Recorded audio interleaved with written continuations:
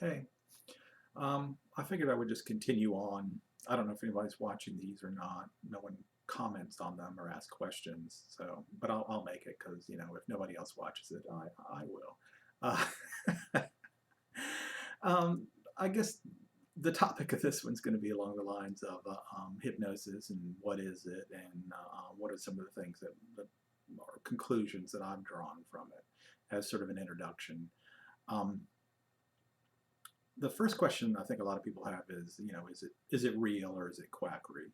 And I can tell you, as somebody who's been involved in it for 6, 8 years, who did it professionally for that period of time, it's a real phenomenon. When you go to a stage show, odds are what you're seeing is real. There's some people who have plants, or some people who kind of go along with it, but there's no reason that that should have to be. There's a lot of very hypnotizable people out there, and usually when you find somebody who is easy to hypnotize, they really enjoy the experience. They feel really good when it gets done. And so they become, it's not uncommon to have like hypno junkie kind of folks, people who like to be hypnotized and then will follow like somebody around, be in their show a lot, or to go to different shows. Or one of the things I found out when we got trained is, I would say a good 80 to 90% of the people who trained to be hypnotists were easily hypnotizable themselves, and it was because they enjoyed the experience of it that they wanted to learn how it was done, and to do it. I would be like one of the exceptions to that rule. I'm like one of the hardest people to hypnotize via that venue. So that's that. I mean, you can, I guess that I'm lying to you, but I mean, it's generally well accepted that it's a verifiable phenomenon. I mean, it's studied in Stanford, it's studied in Harvard. They have um, their own levels of hypnosis in which they talk about, I think the Stanford scale is like 7 and the Harvard scale is like 50, different levels. It's not like the Harvard one's, 43 levels better than the Stanford one. It's just like the Stanford one splits it up into 7 levels and the Harvard one into 50. Um, and we can talk about that at a later time if anybody gives a damn. But I guess the next question would come up is to, what is hypnosis? And there's really not a lot of agreed upon um, answers to that. In general, what the most agreed upon answer is that it's a state of heightened suggestibility. Um, and then the hypnosis process itself is in putting somebody in a more suggestible state. Um, well, what I would tell you is that suggestibility, where you don't need to be in any kind of special state. All of us are highly suggestible. Um, and what I'll do is I'll tell you a little story here to give an idea about what it is that I'm talking about. We give authority to certain people, and not like, we make that decision that I'm going to give somebody authority. They just have authority. And early in our lives, it's probably our parents or somebody you look up to. Later in life, usually, sometimes it's a scientist or a doctor or somebody along those lines. And they say something and you accept it, and it doesn't, you don't critically think about it. You don't take what they say and you go, well, is that true? And then you work through and then choose whether you accept it or not. Um, you accept that person as an authority, and then what they say just kind of goes unfiltered in. And that doesn't happen all the time, but it happens a whole lot, because odds are the vast majority of what you thought, what you think, or what you didn't put it through some kind of strenuous questioning or skeptical thought before you kind of like filed that away as truth. It was probably filed away as truth right off. And you see that a lot, with people who read things that already agree with whatever it is that they're saying, or jibes very easily with their worldview already. And so, and this can even, if you watch my other video with the pendulums and things like that, it can even bypass your critical thought. If there's another part of you inside that gives authority or thinks highly of something, even if you critically address it, sometimes it'll be accepted as truth by you, regardless of what you think about it.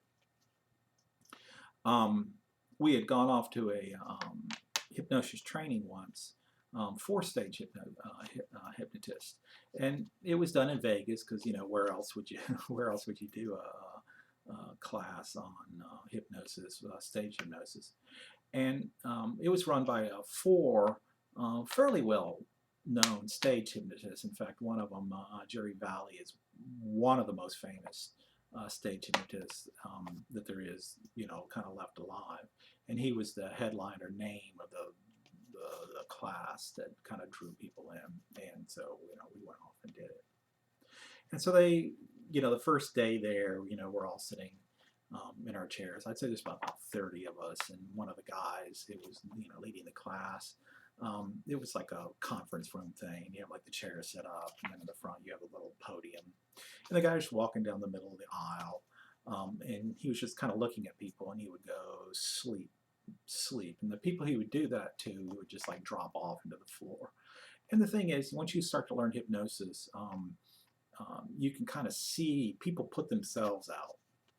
And you can kind of see the people who are going to do this, and you kind of pick up on the people who aren't. So like he didn't point at me and say sleep. He looked at me, and then he looked right past me, and he picked somebody else off to the side, went along and did that. But later on, they had a group of people up, and a group of people who were up to be hypnotized for a stage show. It's called a committee. And so they had a committee up that they were demonstrating a show on, and then they finished their lesson, and so we just finished that, and we were supposed to be on break, but somebody had asked a question to one of the guys, and they were like, I heard that you have a wordless induction. Now, an induction is the part of the hypnosis process which is designed to get somebody into a hypnotic state, or a more highly suggestible state of mind. And so everyone kind of, instead of going on break, the guy was going to demonstrate his wordless induction. And so they had this committee of people. I think it was about 6 or 7 of them that were sitting in their chairs. And he stood behind them, and he clapped his hand, and then he did little things around their head, and kind of moved around, and did sort of mystical energy gathering motions and stuff like that. And everybody in the audience, or the class, who wasn't part of the committee and was watching all this, was like taking very careful notes about how he was accomplishing all this.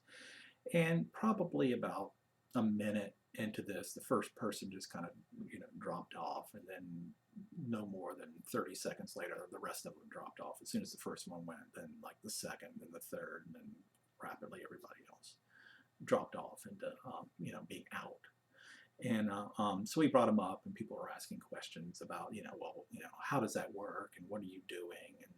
And I can still remember Jerry Valley, the guy with the big name guy. He said, "Oh, let me show you my version of that." And everyone was like, "Oh, okay." And so the committee all sat up, and they were all ready. And so they were all sitting there in their chairs, and he was behind them, and he just went over to a table where they had a carafe of coffee, and he made himself a cup of coffee. And as he made the cup of coffee, they all went out. And I mean, really quick. I mean, they went out in about 30 seconds or something or another. And the thing is, it's a nice illustration that there is no power here. Jerry didn't do anything but make himself a cup of coffee. All the work was done when he told them, "I'm going to show you my wordless induction." And as soon as they accepted that that's what was going to happen, that's what happened. And he didn't need to do anything. It was all in their acceptance of, here is a very well-known, famous stage hypnotist, the top of his game, well-known name, and he's going to do something. And once they accepted that as a possibility, then for them it was truth. And that's how it works with suggestibility, regardless, and that's how hypnosis works, but it's also how faith healing works. It's how voodoo works. It does work. There's a lot of other things, but it's all working off that same principle. It's suggestion.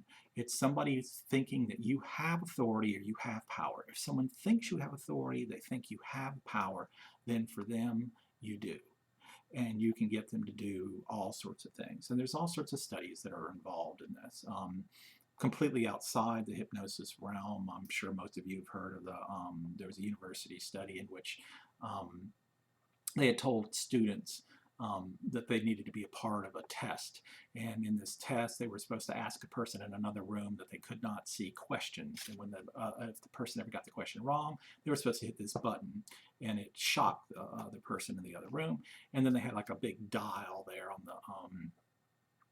on the console where they had the button, and you were supposed to turn it up a notch and then continue asking questions, and when they got it wrong, you hit the button again. And on the dial, it was clearly marked. There was like an area where it was marked danger, and they had a person who was a professor type in the lab coat, who was, with a clipboard, who was monitoring this whole thing, and told them to continue on, and the person in the other room, they would hear him screaming and things like that, or yelling in response to the button being hit.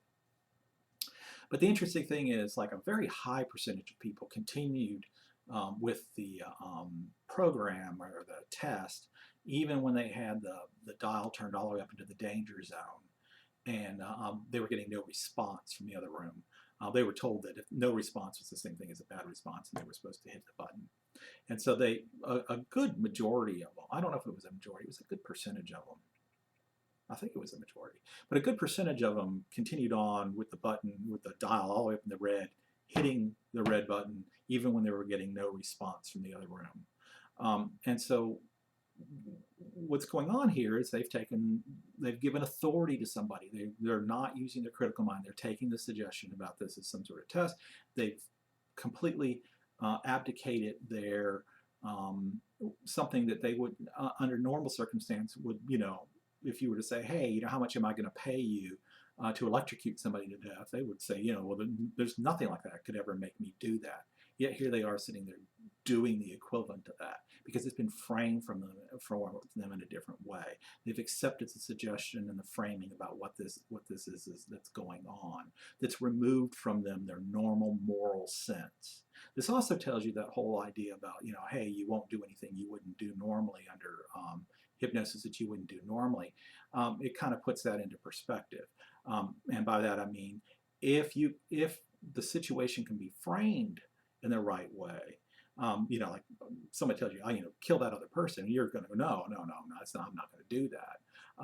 But they're trying to kill you, save yourself. Maybe. Don't know for sure. So that's just something to think about. That's kind of step one on sort of, what is hypnosis, a heightened state of suggestibility, and kind of an idea about where it is that we get information from, and how it is that we behave, and why we believe what we believe, and why we accept what we accept. And it's very, very, very powerful. So hopefully this will spark some conversation, and there'll be a follow-up on this.